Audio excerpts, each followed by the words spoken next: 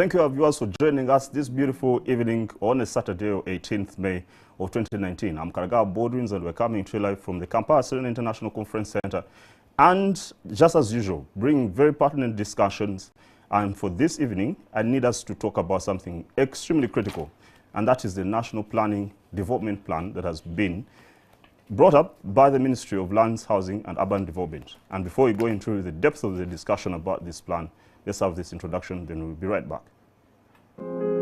Dr. Deborah Thomas, a prominent scholar in the field of state geographical planning, defines land use planning as the process by which land is allocated between competing and sometimes conflicting uses in order to secure the rational and orderly development of land in an environmentally sound manner to ensure the creation of sustainable human settlements. The process of land use planning consists in the main of the two twin functions of development or land use planning and development control. For instance, as America grew and sprawl was rampant, the much-loved America of the older towns, cities or streetcar suburbs essentially became illegal through zoning. Unparalleled growth and unregulated development changed the look and feel of landscapes and communities. They strained commercial corridors and affected housing prices, causing citizens to fear a decline in the social, economic, and environmental attributes that defined their quality of life. Zoning regulations became politically contentious as developers, legislators, and citizens struggled over altering zoning maps in a way that was acceptable to all parties. Land use planning practices evolved as an attempt to overcome these challenges. In the case of Uganda, the surface and groundwater resources serve a population of over 40 million people that grows at an average rate of 3.4%, the fourth highest in sub-Saharan Africa. Based on the projected population growth, the total renewable water resource of the country per capita is expected to drop to 1,072 cubic meters per year by 2030 on the brink of the regime of water scarcity, especially in arid and semi-arid regions. The level of urbanization since 2002 has been 12.3%, with an urban growth rate of 5.2%, projected to increase to 50% by 2050. This has been attributed to increasing rural-urban migration, the search for a better livelihood, population increase, and creation of new administrative units. It is against this background that the government of Uganda has come up with a nationwide physical development plan to address such glaring challenges. And on this note, NTV, in conjunction with the Ministry of Lands, Housing and Urban Development, bring to you a first of a two-part series discussion on what the Uganda National Physical Development Plan really is. You're welcome.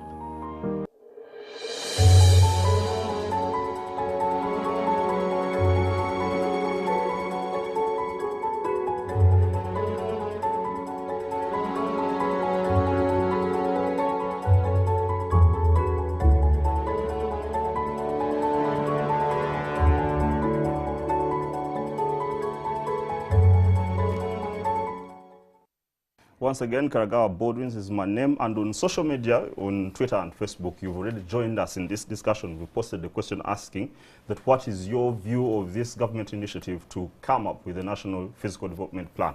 And a litany, just lots of responses already in here. Let me just cite out two.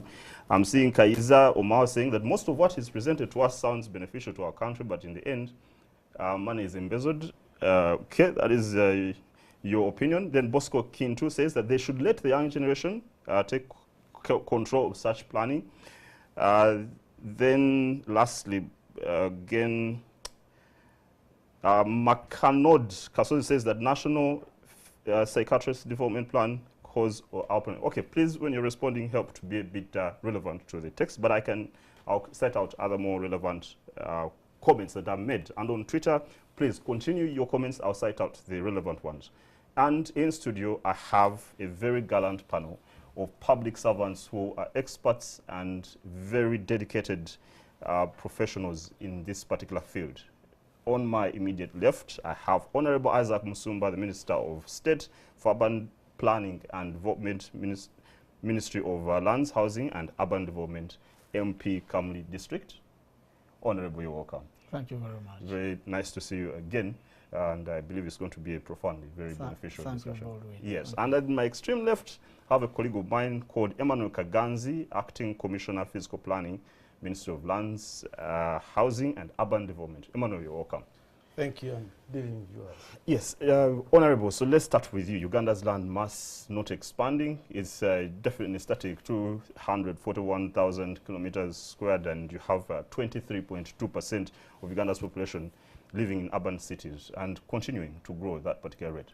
So just help us give a background, a rationale to this plan that was promulgated. Good evening, viewers. Baldwin, the analysis and definition done by Dr. Deborah and yourself about the problem that relates to physical planning or requires to be addressed by way of proper, orderly physical planning is present and real. Uganda is a small country with an area size of only 241,000 square kilometers, of which 41,000 is water. That leaves 200,000. Again, of these 200,000, 10,000 is forest and wetlands and other protected areas. We have, in effect, an area size that is less than 200,000. But the population is growing.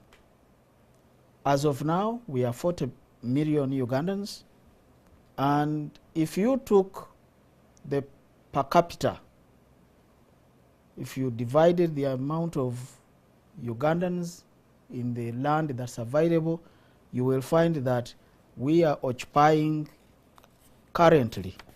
Each Ugandan has something like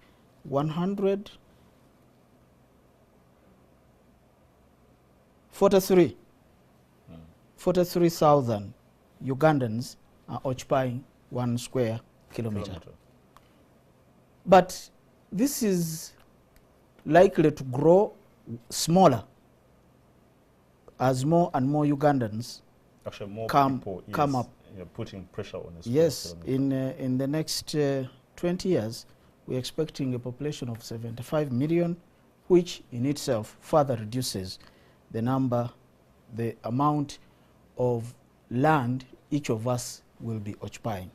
So there is a problem, a potential crisis in terms of land use, land management, hence the need for planning for that land today. It is against that background that the ministry and the government prioritized physical planning and said, okay, we need a plan that is nationwide in which the regions can put input in there, the districts can input there, the urban areas and the local governments, and we have a comprehensive national physical development plan. As we speak today, we have developed this plan. We are seeking the input of Ugandans. We have posted it on our website, on the Ministry of Lands and Housing and Urban Development website. We have posted it on the Ministry of Local Government website, the National Planning Authority website. We have copies sent to the districts. We want as many people to comment as possible, including you. Yes, and I am, because I'm going to set out most. I got a copy, 365 something pages. Yes. Let me just bring in shortly slightly, but we are going to follow the same track of your thought on this whole justification. Emma, of course, the background, as he's saying, from all the 1990s, the introduction of the Local Government Act to make sure that you give more empowerment to local governments, and in 2012, forming the national plan, national land policy rather, to make sure that you stipulate a framework for articulating the role of land, national development, land ownership, distribution, utilization. And then you have this product. Apparently, I'm actually surprised that it's not finished. I thought it was complete. as a plan that is no longer being debated. So in the process of coming to this point, so what was the consultative engagement? Who did you engage? Of course, for me, I wasn't involved, I guess. So now how you did are. Yes. Now you are. Thank you, Baldwins. First of all, this National Physical Development Plan will be final until it is approved. But right now we have what we call a final draft, where we invite the public to comment and give in the input, because this is a plan for the people. So having said that, this is a plan that was developed through a consultative process. It's a plan that was developed by technical people, political people, and the general public.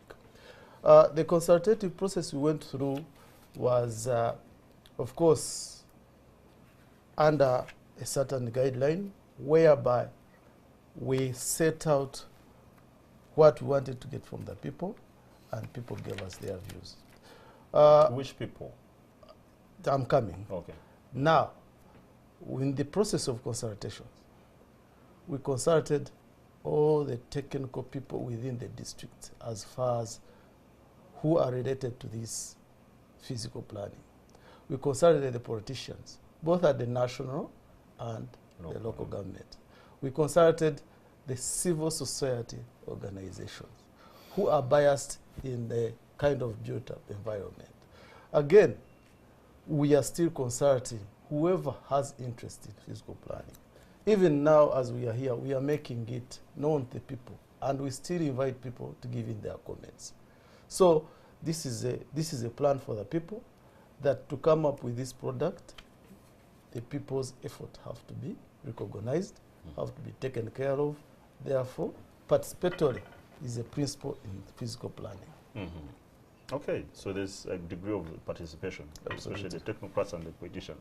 All right, so Honorable Musumba, the National Physical Development Plan, when I was reading through, it's actually hinged on the National Development Plan itself.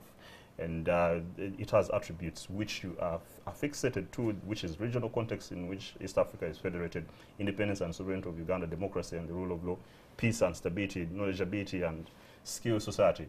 And these are things you're pursuing to make sure that in the grander plan of the nation, you're fulfilling with even this plan. But how do you intend to fulfill those purposes, the purpose of that kind of NPDP that you have come up with, in line with these particular aspirations? The aspects in the National Development Plan include things like infrastructure, which infrastructure both within Uganda and within the region include things like environmental protection, natural resource protection. It includes things like development of physical resources that are both in the country and generally in the region. And there are also resources like Lake Victoria and so on, which are shared. So we cannot plan in isolation of the region. We have to ensure that there is coordination within the region in our planning process. Having said that, we are interested in regional markets, because whatever you produce here has to find a market. So all these intertwine, they link together to form a whole that is part of the regional component. So we have drawn a physical plan, aware that our other partners in the neighboring countries have an interest in what's happening in Uganda.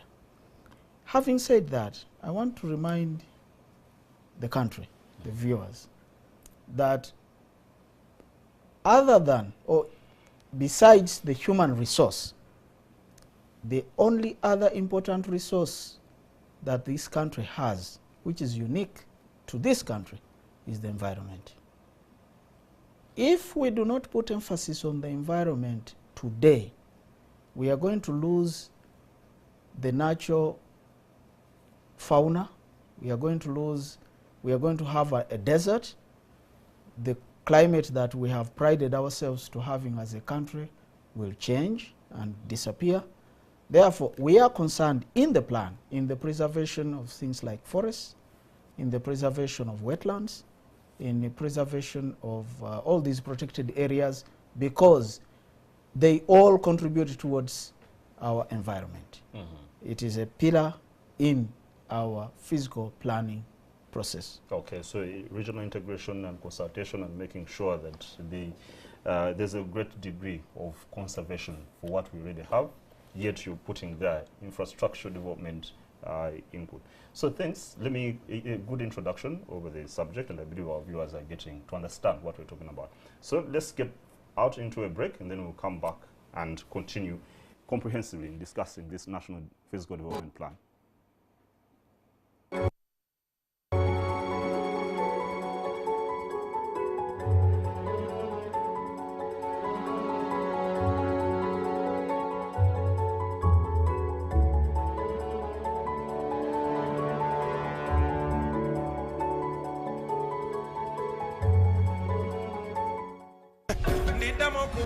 This is Biebeku #1 member. You have what?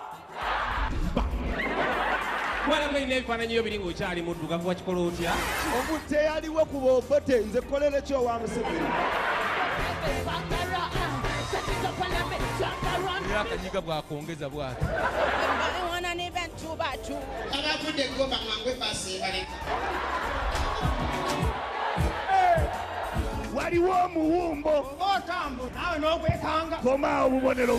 Don't touch that dial, keep it locked. Siri muyembe. This is your one and only Queen aka Swag Mama. This is Jaguar and you're watching Comedy Store with Alex Mohanje.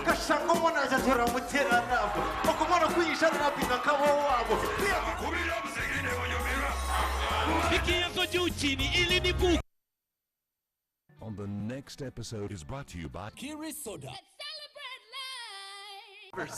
You know what, miss? Your beauty's not worth much if you keep on being a snob. Maybe you're stressed, aren't you? If that's the case, you should come with me. I'm going to teach you how to relax.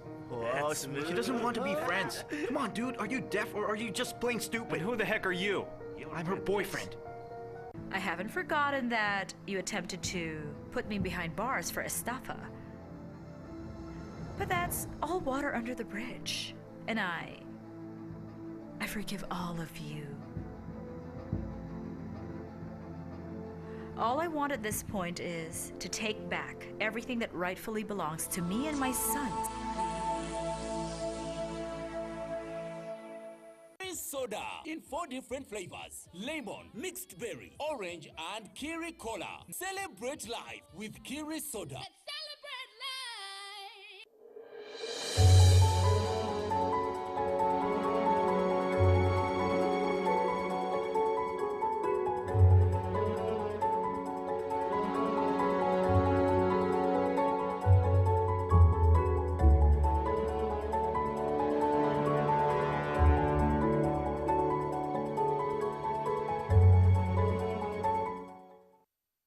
Thanks, our viewers, for joining us. I'm Karagaba Baldwins once again, and we're discussing the National Physical Development Plan. And so far on Facebook and on Twitter, you are really resoundingly putting your statements there. And just let me quote Primus to Shabimwe, who says that as a fiscal planner, it's a good idea. All we need is having local area development plans both at town council level and municipal level in order to make the NPDP meaningful. And that is in correspondence to the question asking that what is your opinion about the new emerged NPDP that has been brought forward. And just the second question we posted, that what do you expect, what do you want to feature into this particular plan or to make sure that it's implemented? And you said, Peter Sunday, that land ownership is crucial and compensation plans for those to be evicted should be included. And lastly, Young Entrepreneurs Uganda says that you should first make sure the developments are distributed equitably in all parts of Uganda. Emmanuel, you are hearing the response from Ugandans. Just want you to, you know, Uganda land, as he was talking earlier on, the total land is now known to 141,000. Open water bodies cover 36,800 something. Wetlands 7,620. Land area mass, which is for, of course, agrarian and infrastructure development, covers 197. So 97,000. Expand to us on how this plan is addressing the need to integrate the physical and spatial considerations, and I need you to help expound also on those terms between spatial and physical planning with the economic and social issues of national development, which are heavily influenced by the pattern of human settlement and encroachment that just have to balance up. Yeah, thank you so much. The National Physical Development Plan, actually, it is, as it was defined, it is looking at solving a problem whereby you have to organize the use of land in a more compatible manner that will stimulate sustainable development in a way. The word physical and spatial, they all mean the same. It depends how a country has adopted the terminology. Because when we talk of spatial, it's all about planning for the space. It's the space. And the space here, we use the word physical planning because we want to plan physically on the ground, organizing land, organizing space, to make sure that whatever we need gets in the right place at the right time, at the same time, does not conflict with whatever is there. So, now, how does this physical get harmonized with the social economic planning? For example, this National Physical Development Plan, it has some parameters that it controls. It controls, of course, the physical qualities or the physical aspects within our space. It answers questions like where. Where to locate what? When to locate what? How to do it? In other words, it is a plan that guides in allocation of space, how to allocate it, to whom it is going to serve, how are you going to plan for the next 30, for the 30 million people we expect in 2040. So you need to take consideration of those. However, this physical planning stimulates economic development. This physical planning solves or harmonizes social conflict. For example, if people are living in a well-planned environment, it will stimulate a very good connectivity within that environment. People will live in harmony. There will be less conflict in terms of land use. And when there is a conflict in land use, of course you can't avoid conflict within the people. So, meaning that this is a plan that will stimulate economic development. It is a plan that will guide lower level planning. You see, we are having a national physical development plan that comes at a strategic level. From there, we have another level of planning which is regional. And this regional has to be informed by the national. Then from the region, we have the district physical development plans and lower local physical development plans, definitely including the urban councils, municipalities, all those ones have plans. But all these plans have to speak to each other. So when they are speaking to each other, they are guided by the national physical development plan because it gives a strategic direction on how things should flow. So take an example of our urban areas. If the road network is well planned and the connectivity is well, it reduces, one, the travel time, it saves the cost, at the same time, it makes a town enjoyable, livable, and productivity, of course, becomes high. So the physical development planning, without it, it can slow down the economic development, and it can create a social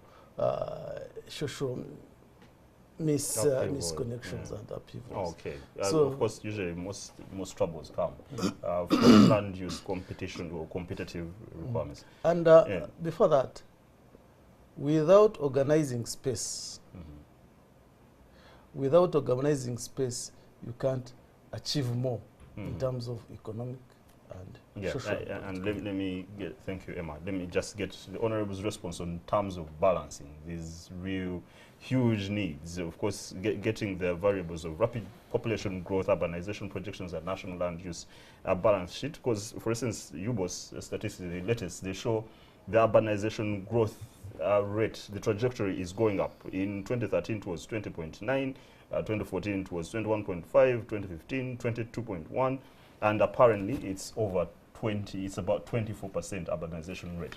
So how do you balance up these critical variables of rapid population growth, urbanization increase, urbanization rates increase, and of course national land use needs that he's talking about? Thank you. What we are doing is to use the National Physical Development Plan as a tool to address those challenges.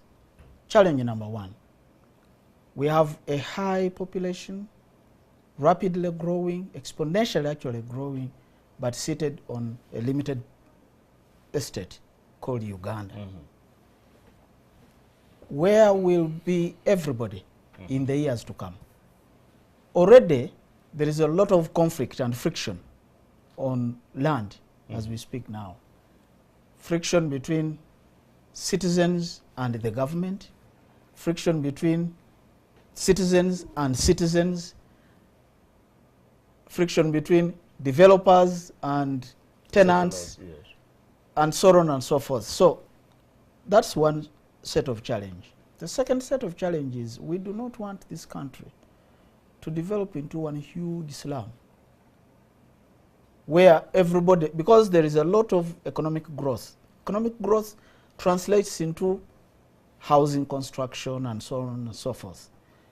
If you do not have a plan that delimits who does what economic activity in what area, you have a sprawling slum in the whole country. We do not want that because slums are expensive in terms of development and they retard growth. Unplanned settlements. Yes. Yes. So the National Physical Development Plan now, and that's why I think the Ugandans must take a keen interest, is helping to determine strategic agricultural zones, for example. This is we are still an agriculturally based economy. With the reducing or shrinking agricultural land size, agricultural land available, we have now to focus today on what is going to happen to agricultural activity in this country in the future. So, in the plan, we have addressed the strategic agricultural zones and the secondary agricultural land. For example, where are the areas where government needs to supply irrigation water? That's also part of the plan. We have also in the plan mapped out agricultural urban blocks, because they're within the urban areas, some form of agriculture should take place and will take place. That too has been taken care of in the National Physical Development Plan. The protection of the natural resource blocks is very, very, very important, because these two are a source of both environmental stability but also money.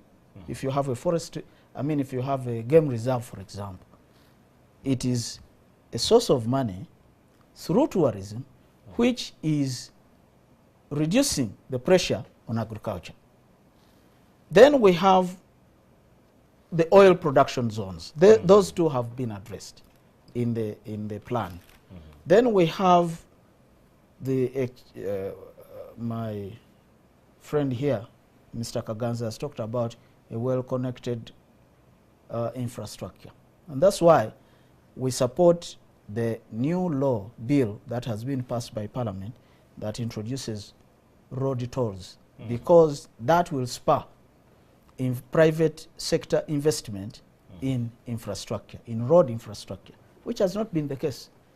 This is going to help, and it is going to link up the country together with the region rather fast. And then we have also laid out the utility corridors, water, electricity, and so on. All these utilities is also within the development plan.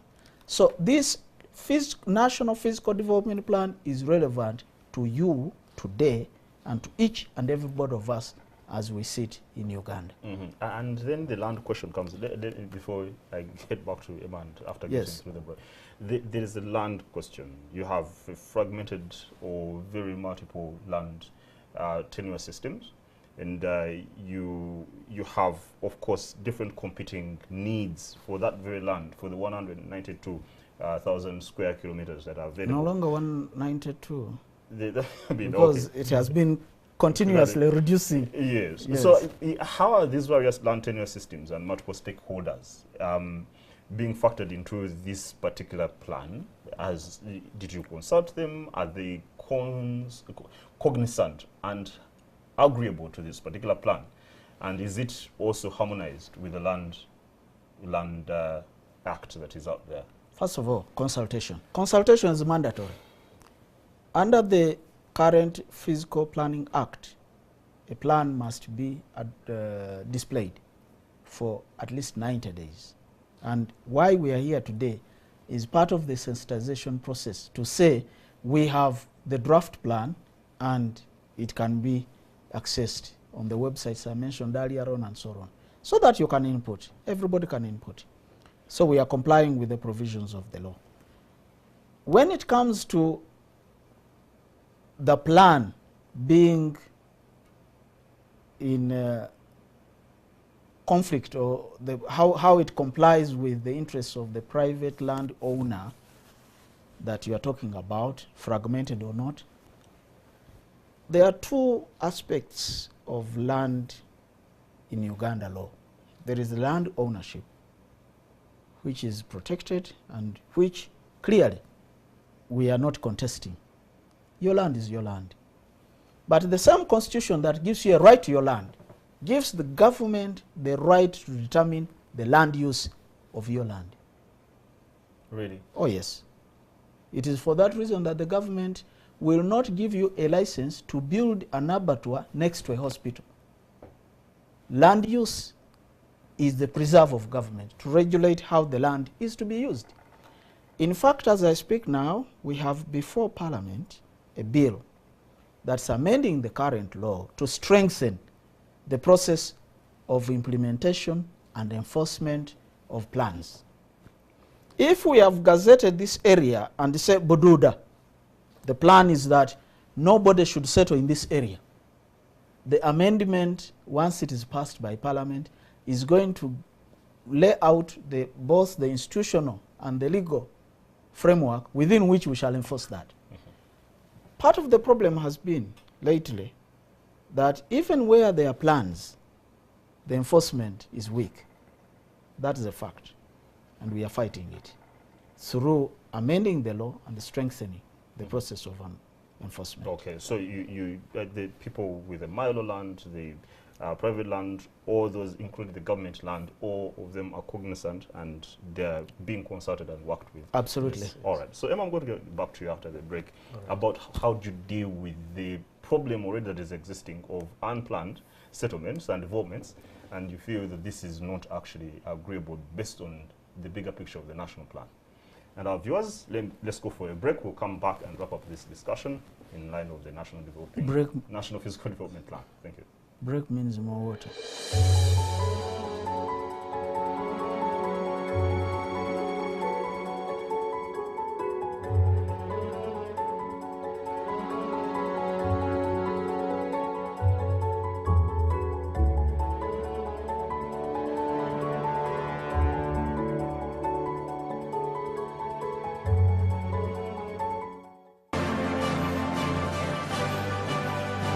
You don't have to look any further. Get online and you'll get any property. It's all about joinery. How best do you give a tree a very good second life?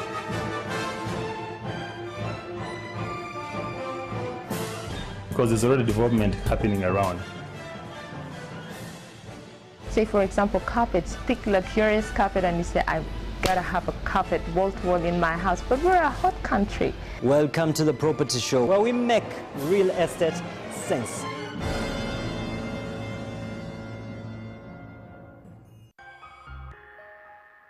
I'm feeling super. Zendi super. I'm feeling super.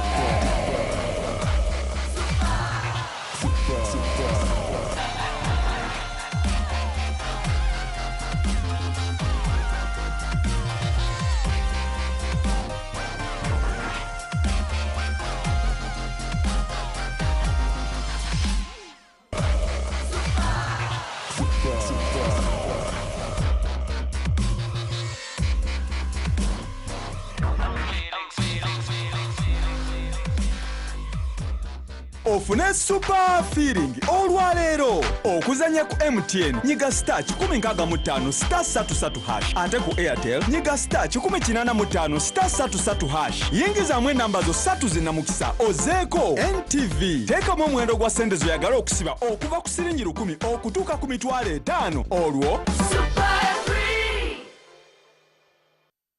On the next episode is brought to you by Kiri Soda. You know what, miss? Your beauty's not worth much if you keep on being a snob. Maybe you're stressed, aren't you? If that's the case, you should come with me. I'm going to teach you how to relax.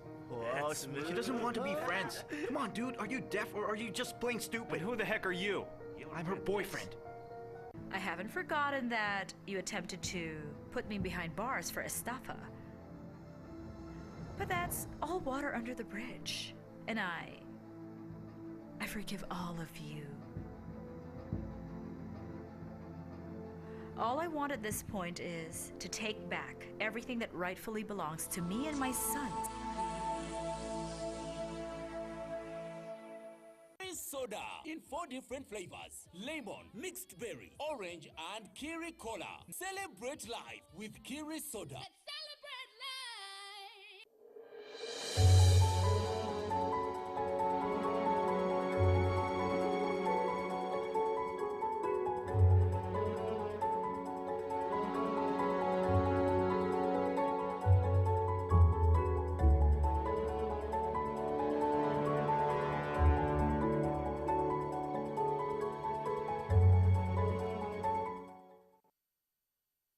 Thanks our viewers for keeping with us. We're discussing the National Physical Development Plan that is initiated and propounded by the Ministry of Lands, Housing and Urban Development. And we've posted another question asking you what you would expect that should critically be embedded in this particular plan, as the Minister has said that this is a draft in the meantime. So the Okello David says that the chemistry, biology and physics of soils in different areas need to be known before any development is set up.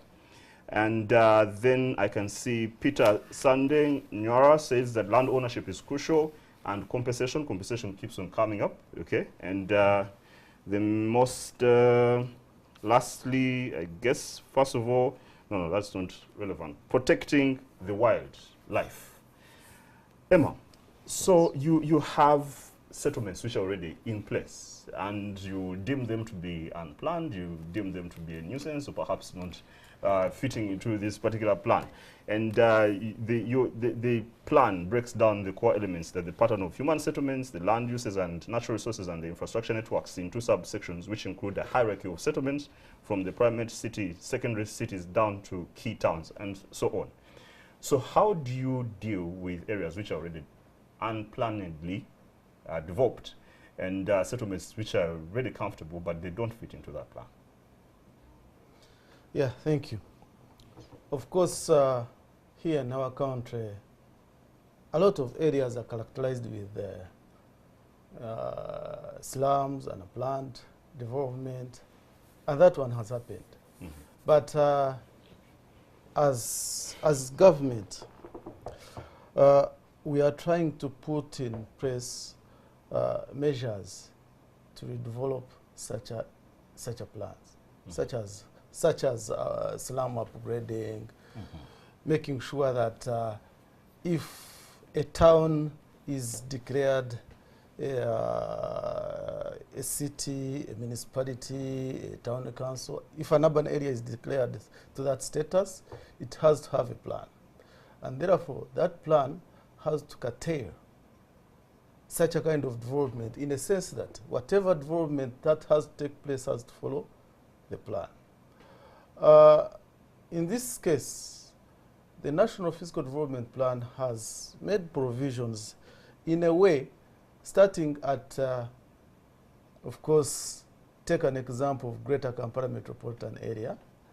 It has to be looked within its own characteristics, look at areas to put emphasis.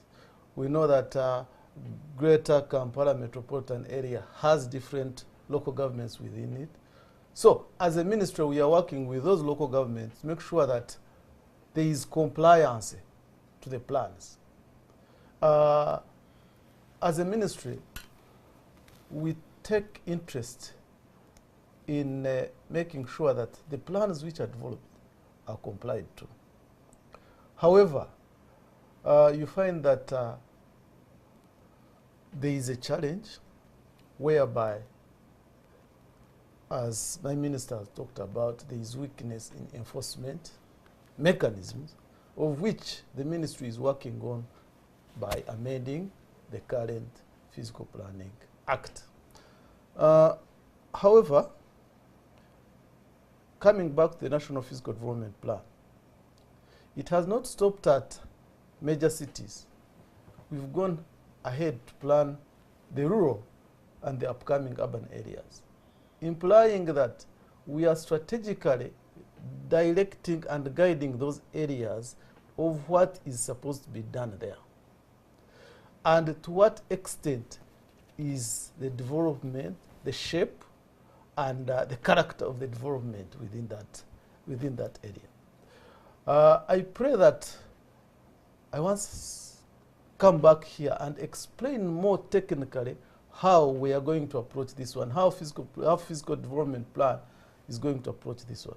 But here we have regulations, laws, and guidelines that normally are put forward to control haphazard development and a planned development.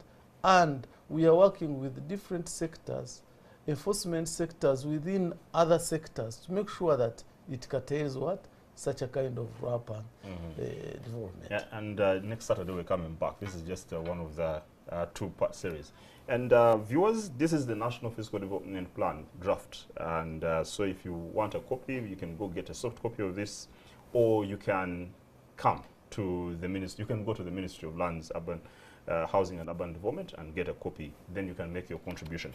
So, Minister, you have built this into a 20-year projection kind of planning.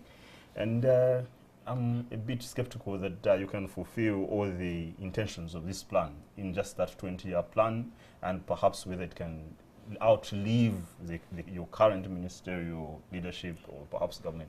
Is this viable, or is just fables in the air?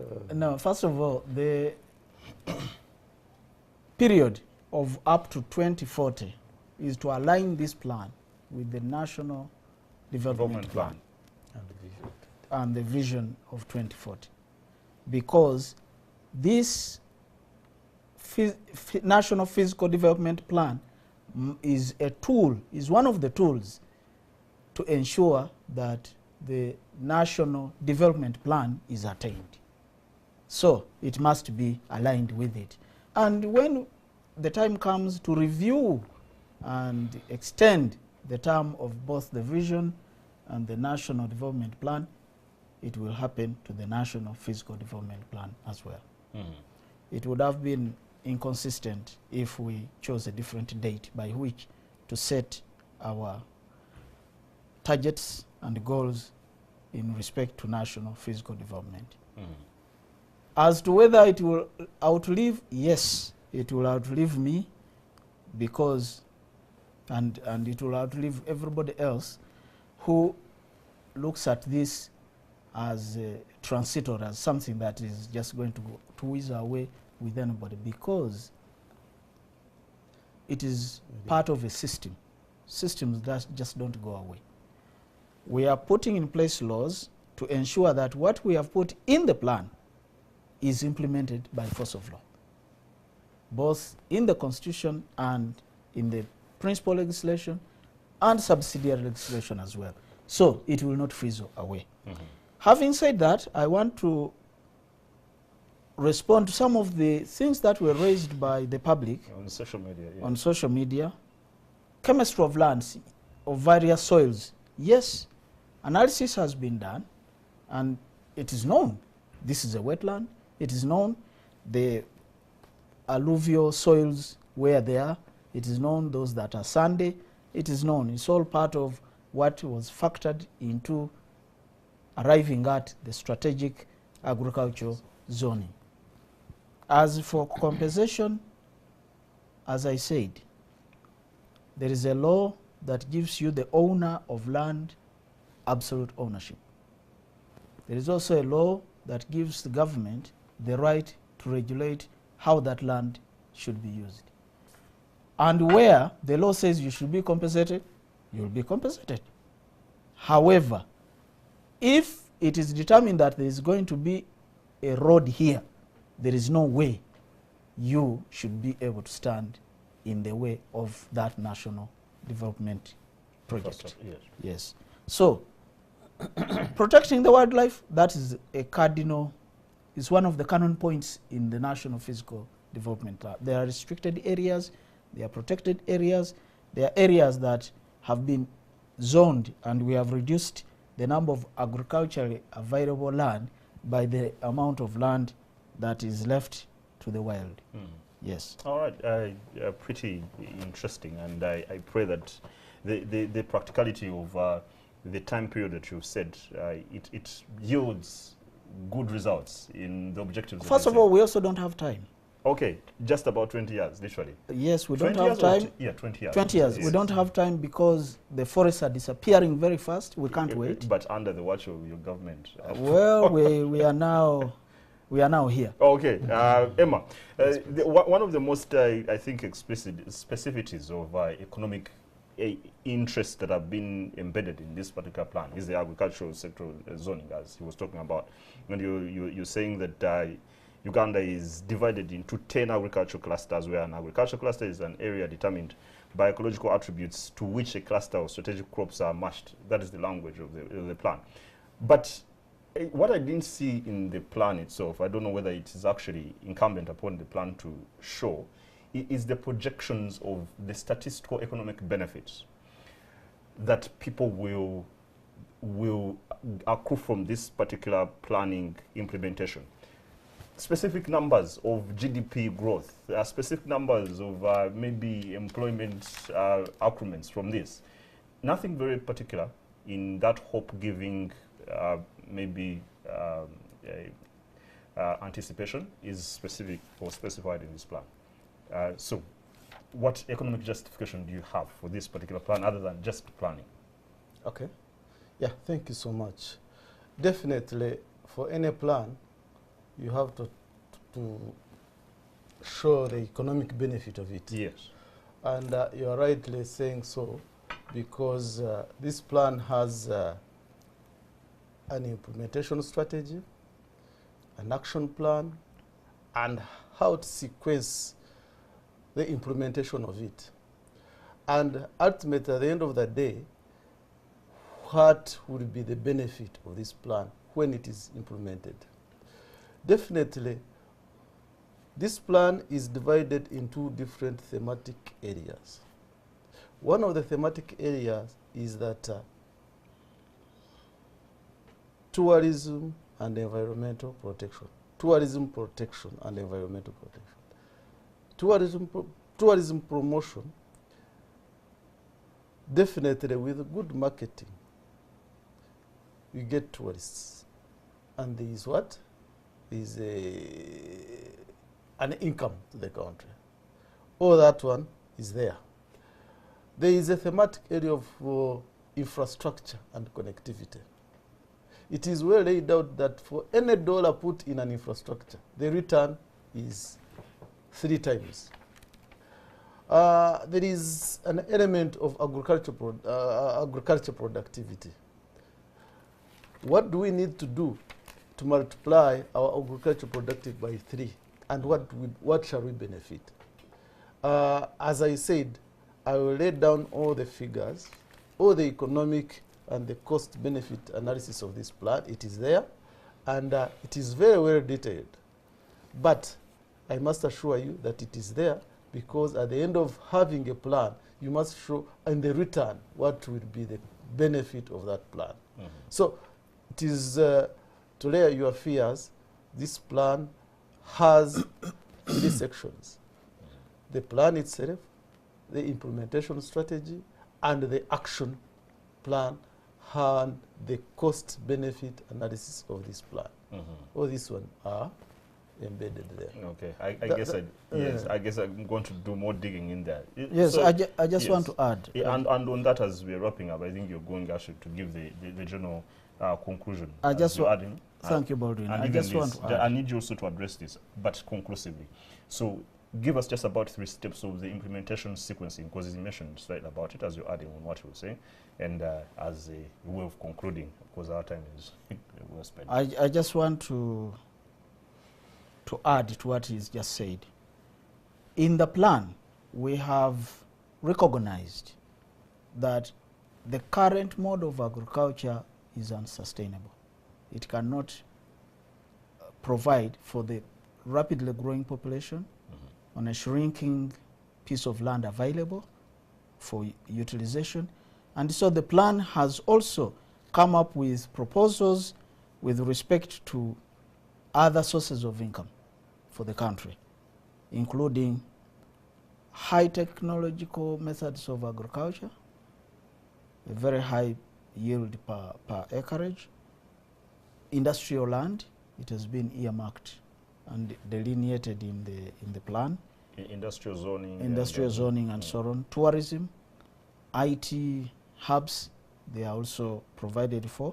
And all the other things that are believed to supplement or even substitute for agriculture in terms of income have been touched on in the National Physical Development Plan, hence aligning it with the National Development Plan.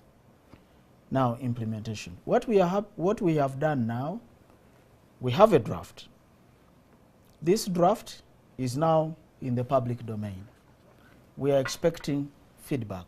We held regional consultations, we held consultations with all kinds of people and societies and groups, academia and so on, to arrive at this draft. We are yet to consult with the Parliament. We will be seeking a session with the Parliament to discuss this draft. We will be seeking a session with the Cabinet to discuss this draft. And when everybody else has agreed of all those policy organs, when they are all agreed to our draft with all amendments, we shall then have a final plan that will be launched and ready for implementation. Yeah. Okay, just 1 minute each about the emphasis on this. Of course, next weekend, still Saturday, we're coming back in the same discussion, but more detailed and specified. We'll talk about Kampala, we'll talk about regional cities, we'll talk about all these economic zoning things, and of course, the other intricacies involved. Just 1 minute, Emmanuel, if you're trying to sell this particular phenomenon on how incredibly good it is and requireable for the progression of our nation, what do you say in 1 minute and say to Oh, thank you. Yes. I must say that it is a high time to have our country very well organized, spatially, and to think further what will happen in 20 years' time. You can only anticipate to have a better future when you plan now. We can't sit back and have a whole landmass of our country, Uganda, disorganized, without knowing what to put here, without knowing what should be reserved. So this is the time now to have this national fiscal development plan that will guide even the lower level types of plans in order to have a good, livable, and enjoyable country that will be productive for today and for the future. Brilliant. Thank you. Yes, Mr. Kaganzi has actually summarized it very well. I just want to add that we don't want to be a country of regrets. When we have lost opportunity and we have messed up, and we cannot undo what we have done, and our beautiful country is a country that is looked at with despise. To that effect, therefore, I want to call upon Ugandans to take an interest. For us, we are working. My most important contribution to this process is the proposed amendment to the law that has created carrot and stick mechanism of ensuring that we actually observe physical planning right up to the village level. It is in the bill. I call upon all the stakeholders to pass that bill, and we have a law that will help us to implement and get the aspirations that we are looking for. Thank you. Honorable Isaac Musumba, Minister of State for Urban Planning and Development, Minister of Land, Housing and Urban Development, MP Kamuli District, and Buzaya County. The district is a district. Yes, the Kamuli constituency is Buzaya. Oh, okay, yes. Great. And you're representing, I believe they're watching you. Acting Commissioner of Physical Planning, Minister of Lands, Emmanuel Kaganzi. Gentlemen, you've been prolific, you've been very resourceful. I believe whoever is watching has had a tremendous value added to their understanding of this particular plan. And see you next Saturday. Thank you, and we look forward to another opportunity. Absolutely. And thanks our viewers who are always keeping us as your #1 station. I'm Karagaba Baldwins, and if you're out there as a ministry, as a department or agency, an NGO or a corporate institution, and you want a proper structured discussion that suits national development, please come talk to our general manager, myself, or our sales team. Otherwise, keep logged on to NTV. I'm Karagaba Baldwins. Have a great night.